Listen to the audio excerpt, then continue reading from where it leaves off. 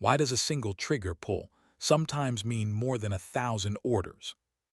Protocol said stand down. She pulled the trigger anyway. That's what happens when your gut knows something command refuses to see, when silence becomes more dangerous than defiance, when being right matters more than being safe. Her name was Erin Voss, specialist, medic, the one they called just the doc. But in that moment, with her finger on the Barrett 50 caliber, the brimstone Mech 9 they said she'd never touch, she became something else entirely. Something they'd spent months trying to bury. Something her blood had always known. The shot rang across the desert like judgment. Clean, final, irreversible. One life ended, 13 others continued, and everything changed. But to understand that moment, you have to go back.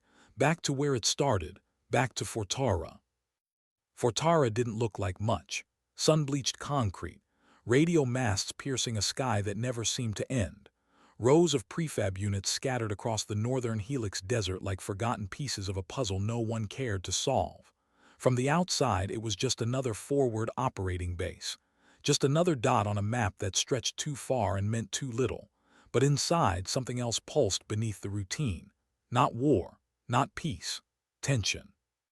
The kind that settles when a base ignores its own ghosts, when everyone pretends not to see what's right in front of them. To most of the team, Erin Voss was invisible in the way that useful people often are. She was the medic, 5'4", soft-voiced, the one who handed out antibiotics and IV drips without complaint, the one who stitched wounds and asked no questions, the one who kept her head down and her mouth shut. To Commander Daxon Roar, she was a disciplined case waiting to happen. Too quiet, too observant, too something he couldn't quite name. But buried deep in the classified records, buried deeper in her blood, was a name most of them had forgotten. Arden Voss, her older brother, killed in an off-book black recon operation near the Iridian line. A sniper, a legend, and to those who knew better, a ghost who still haunted the halls of tactical operations. He never trained students, except one. Erin had grown up in the forests of Verlin province, where Arden taught her to track wind through pine needles, to calculate drift using nothing but breath and heartbeat, where he showed her that precision wasn't about strength or swagger. It was about stillness, about knowing when to move and when to disappear, about seeing what others missed. But she'd buried all that when he died, or tried to become small, tried to become safe, tried to forget that her hands knew more than sutures and trauma kits. Until the warning came. It wasn't on any secure channel. It came through a salvaged spectral terminal she'd rebuilt from drone scrap, a hobby project no one paid attention to, a way to keep her hands busy when sleep wouldn't come. The screen flickered once, then twice. Then words appeared, cold and precise. Obsidian 9. Overwatch vulnerability detected. Tomorrow's route is compromised. Null wind ravine exposed. Erin froze. That message wasn't for her. It wasn't even addressed to anyone. But it matched the blind spot she'd seen on the ridge map 3 days ago. The one she wasn't supposed to be reading. The one that kept pulling her attention during briefings while others talked over her, through her, around her. And suddenly, the cold weight returned. The same weight she'd felt years ago in Kandahar when she was ordered to wait for clearance, to follow protocol, to stand down. And the Marine bled out before her hands ever touched him. She'd carried that weight ever since. The weight of knowing, the weight of being right too late. Not this time. The next morning she tried to do it the right way. She approached Commander Roar with caution, maps in hand, voice steady but firm. "Sir, I believe null wind is a covered line of approach, the elevation on our overwatch position." He didn't even glance up. "Your role is medical support, Specialist Voss. I don't need terrain analysis from a field medic." Dismissed. Just like that, dismissed. As if she hadn't spent 3 years studying every ridge, every angle, every shadow on these maps. As if her brother's training meant nothing. As if she meant nothing. Back in her quarters, the Spectralink blinked again. A second message, shorter, sharper, final. "You're the only one who sees it. Act if they won't." She stared at the screen. Her pulse was steady. her breath slow, and somewhere in the corner of that dim little room, her brother's voice echoed in memory, the way it always did when things got quiet. Precision is what remains when chaos takes everything else. The message wasn't theoretical anymore. It was an accusation, a challenge, a truth she couldn't unsee. What do you do when you know something no one else believes? When you see the trap before it closes? When standing down means watching people die? She pulled up the map again, traced the route with her finger, Falcon Spire Ridge to the west, the convoy route carving east through open desert, and there exactly where the message pointed, Null Wind Ravine, a perfect killing field, elevated positions, clear sight lines, no cover for the convoy, a tactician's dream, a soldier's nightmare. She read the coordinates twice, then a third time. She wasn't wrong, she wasn't overthinking, she was right. And being right when no one listens is the loneliest feeling in the world. Her fingers moved fast, calculating elevation, line of sight angles, wind vectors. She opened a coded channel on the spectral link, one not officially recognized in any briefing room, one that existed in the gray space between protocol and survival. She didn't plan a counterattack. She didn't pretend to be a strategist, just a patch. A simple, efficient adjustment that could save lives. Obsidian 9 acknowledged. Recommend shifting Overwatch 200 meters northwest. Establish secondary high-angle support. Clear line of sight into Null Wind. Then she hit send and waited, hoping someone somewhere was listening. Back at Fortara, the air was thick with heat and something else. Suspicion. Rumors move faster than sandstorms in a place like this, and Aaron Voss had become a rumor. The first whisper came during PT. Lex Marrero, the team's spotter, leaned over to another operator, grinning like he'd discovered a secret. Doc was down at the range again last night. Saw her pop 4 steel targets at 100 meters with the VX sidearm. The reply came with a snort. Maybe she thinks she's her brother. Another chuckle, then silence. The kind of silence that follows when someone realizes they've said too much or not enough. As Aaron walked past the group, the mood shifted. Not hostile, but watchful, calculating. She felt it in every half-glance, every halted conversation, every set of eyes that followed her across the compound. She wasn't invisible anymore, but she wasn't seen either. Not the right way, not as someone capable, just as someone who didn't know her place. By sundown, the rumors had reached Commander Roar. He didn't shout, didn't storm into the medical bay. Instead, the order came quietly, through official channels, the way punishment always does when it wants to look professional. Effective immediately, Specialist Voss is restricted from all live fire ranges. Any further unauthorized training will trigger formal reassignment. She read the email in silence, then stood in the center of her room, caught between fury and heartbreak. The rifle her brother once trained her on forbidden. The warning she tried to give, ignored. The truth she saw, now a liability. They'd taken the one thing that made her feel close to Arden, the one thing that kept his memory alive, and labeled it a problem. But worst of all, the mission was still scheduled. The convoy was still moving.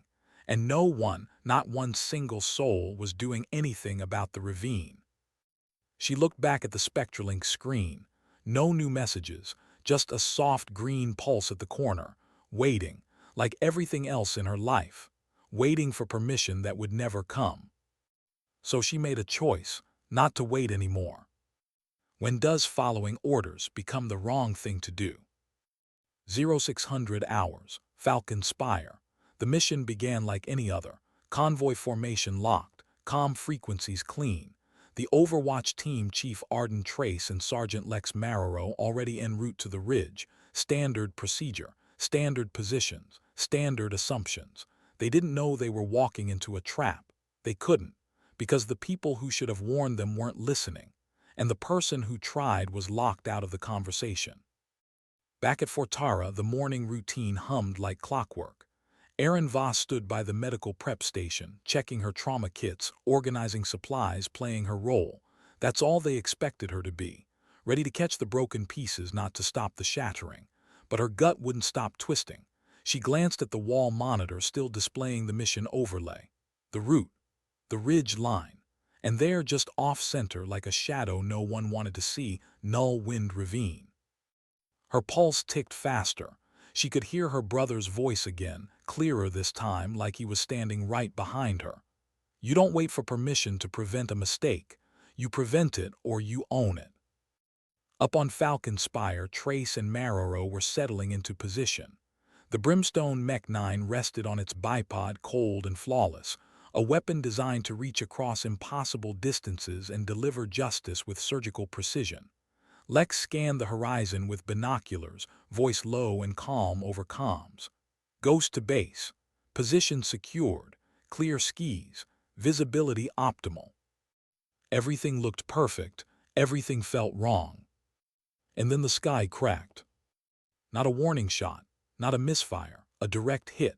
A mortar shell impacting 15 meters behind their perch. The explosion was instant, violent, absolute. A storm of shrapnel ripped through rock and wind in silence. Trace went down immediately, blood spraying across the scope, across the dust, across everything. The Brimstone clattered down the slope like a fallen idol, and Lex's voice, usually calm, playful even, fractured into chaos. Ghost is down, Ghost is hit.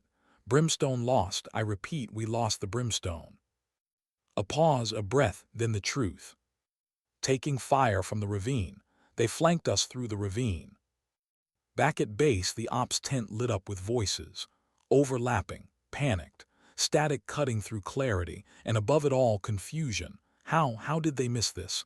Commander Roar's voice cut through like a blade. Lock down that position. Get reinforcements up the ridge now. But they all knew. Everyone in that tent knew. The nearest quick reaction force was 40 minutes out. The convoy was 13 minutes away from the kill zone. 13 minutes from driving straight into an ambush that could have been avoided. That should have been avoided.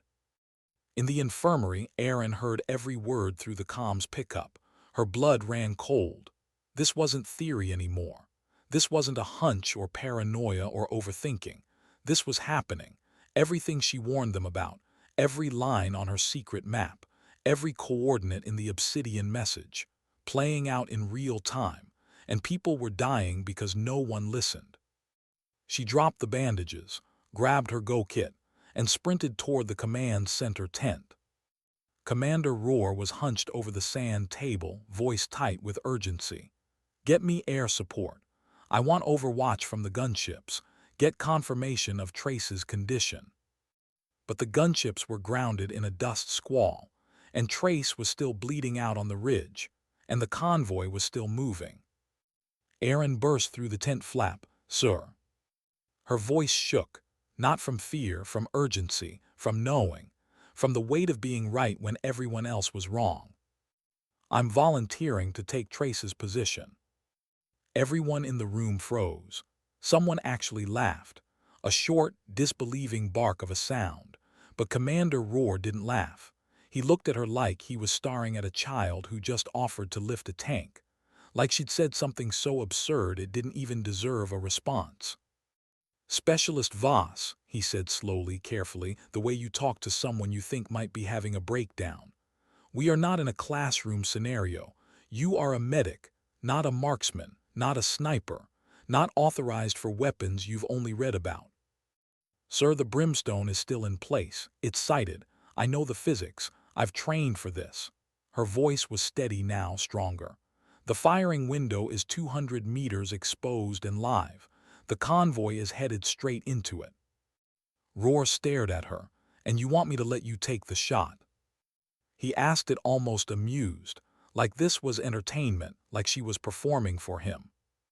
No, sir, she said, and her voice didn't waver. You already made your decision. She let that hang in the air, then added, quieter but harder, I'm not asking anymore. Commander Roar didn't shout, didn't argue. He simply lowered his eyes, jaw tight, and said, absolutely not, that's an order. Erin Voss nodded, understood, sir. Then turned and walked straight out of the command tent. But she didn't head for the infirmary. She didn't return to her station.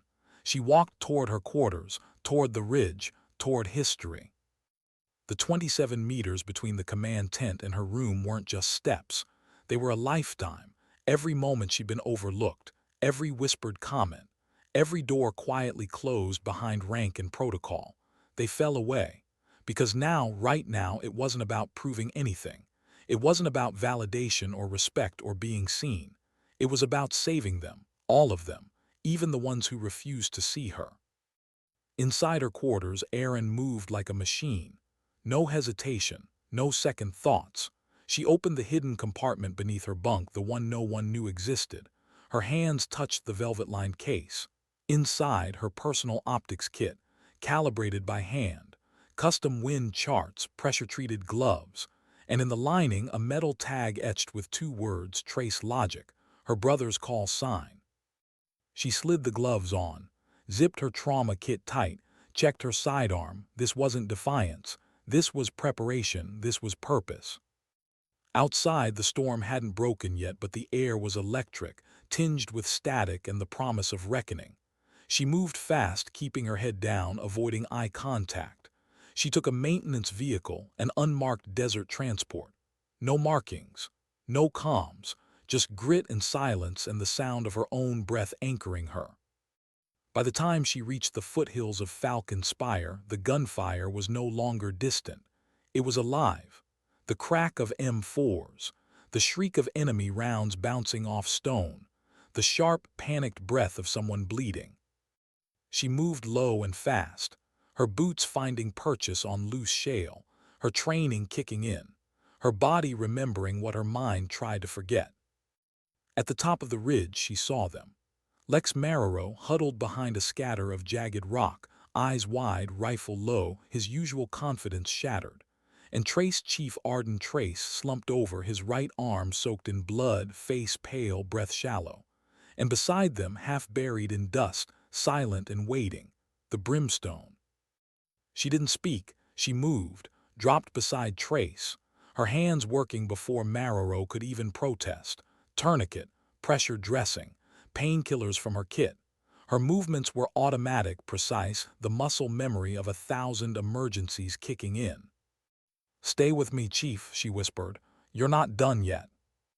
Then she stood, eyes on the rifle, the one no one had let her touch, the one they said she wasn't qualified for, the one she'd been forbidden from even looking at. Lex's voice cracked. "Doc, what the hell are you?" But he froze, because the way she dropped into the prone position, the way her fingers slid under the trigger guard, the way she settled her cheek against the stock like it was an extension of her breath, like it was home, he knew. In that instant, he knew. This wasn't a guess. This wasn't bravado. This was muscle memory. This was bloodline. This was Erin Voss.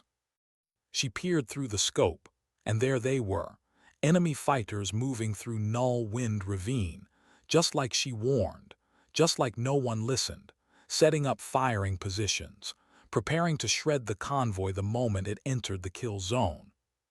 Her finger steadied on the trigger, wind left to right, 7 knots, drop 18 inches at 1950 meters, 1 breath in, hold, find the space between the beats. Squeeze. The Brimstone Mech 9 roared, and the ridge went silent. A single enemy dropped, clean, final. Then another, each round a scalpel, each shot a sentence rewritten, 4 targets, 5, 6, precision without hesitation, without doubt. Behind her, Lex could barely speak. "Doc, what the hell was that?" She didn't answer.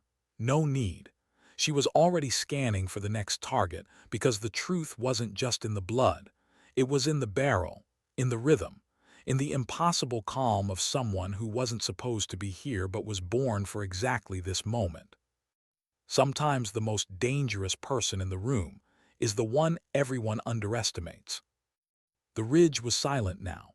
Smoke drifted through the air like ghosts without names, spent brass cooled in the dust. The Brimstone's barrel still steamed faintly, the scent of cordite clinging to the rock like memory. Erin Voss lay behind the rifle, half medic, half myth. Her hands, stained with blood and gunpowder, shook with exhaustion. but her voice, when it finally came through comms, was steady.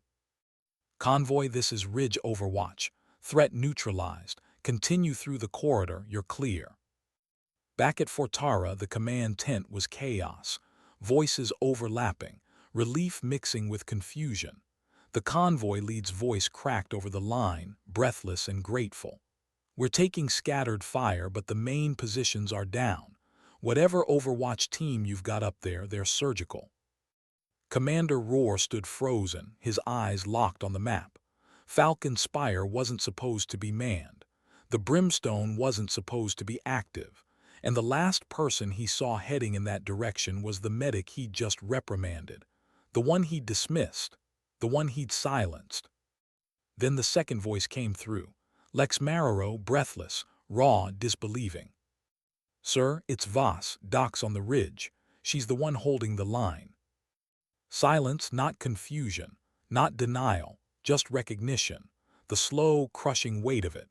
The system he trusted, the one built on lanes and titles and boundaries, had just been rewritten by the one person it tried to silence. Roar closed his eyes, took a breath, and made a decision. Minutes later, the thunder of inbound rotor blades cut through the desert. A black Warden-class Chinook descended on the ridge. It wasn't backup. It wasn't extraction. It was judgment. Commander Roar stepped off first. No aides, no sidearms, no orders, just a commander walking through the dust toward the soldier who disobeyed him and saved his entire team. He stopped 3 paces from her. Her body was rigid, still at prone, but she turned to meet his gaze. No apology in her eyes, no fear, just quiet resolve. "I gave you an order," he said quietly. Aaron nodded. "I know." He looked down at the Brimstone, then at the 10 spent casings beside her elbow, then at the blood on her gloves, Arden Trace's blood, then finally at her eyes. "You should have been court-martialed for this." "Yes, sir." A pause. The wind kicked up dust between them. "But the truth is, you should have been on that ridge from the start." Before he could say more, another figure stepped from the chopper. A woman in a deep gray coat. No unit patch. No rank visible. But the way she moved, the way everyone stepped aside, this was someone who didn't need insignia to command respect. Her voice was calm, exacting. "Specialist Voss, I've read the after-action logs. 12 confirmed eliminations. 0 civilian loss. Convoy intact." She walked closer, face unreadable, then stopped. "You must be Trace Logic's sister." Aaron's breath caught. The name. The one no one dared speak out loud. The one that haunted her every day, hung in the air like smoke. "He taught me the grass blade crosswind method," the woman added softly. "Did he ever show you that one?" Tears welled in Aaron's eyes, but her voice was clear. "He did." That was all the confirmation the woman needed. She turned to Roar. "This isn't an insubordination case. It's a case study in what we almost lost." Then to Aaron. "You've rewritten more than a mission today. You've redefined capability. Effective immediately, you're assigned dual role, combat medic and tactical support sniper. You'll train openly this time." As the chopper lifted, the desert wind returned. Aaron stood alone on the ridge she wasn't supposed to be on, behind the rifle she was never supposed to touch, after saving people who never believed she could. And somewhere in the wind, she swore she heard her brother's voice again. Precision is what remains when chaos takes everything else. But there was something else too, something quieter, something that lived in the space between orders and action, between silence and survival. Sometimes dignity doesn't speak, it simply acts.